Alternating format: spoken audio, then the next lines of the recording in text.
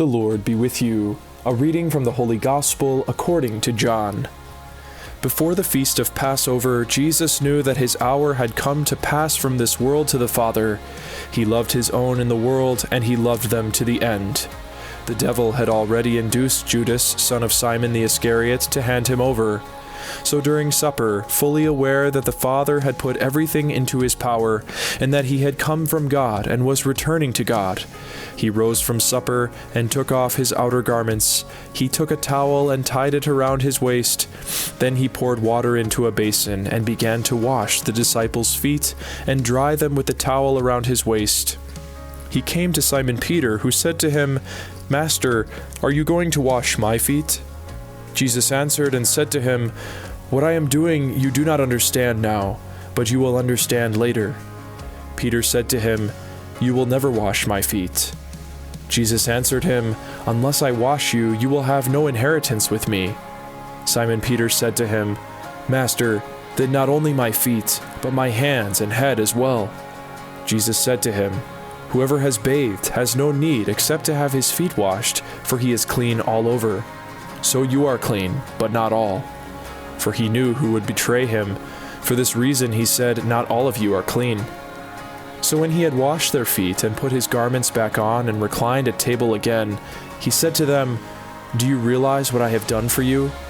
You call me teacher and master, and rightly so, for indeed I am.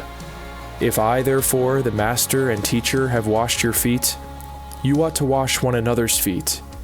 I have given you a model to follow, so that as I have done for you, you should also do."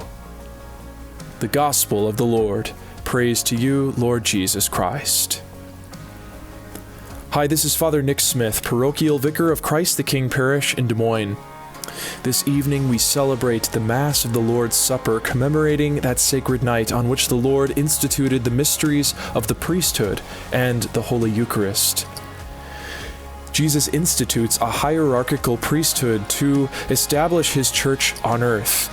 And yet that hierarchical priesthood is not a matter of simply power, lording it over the members of the church, but that authority is exercised through humble service, almost scandalously so, as the leaders are called to carry out a ministry of service as slaves do, washing even the feet of those they serve.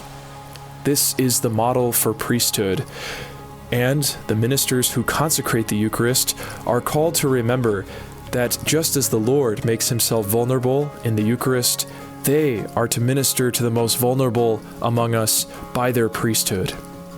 We take this day to pray for priests, to pray for more vocations to the priesthood, that Christ's self-emptying service may continue for generations to come. May God bless you, and let us continue praying for each other.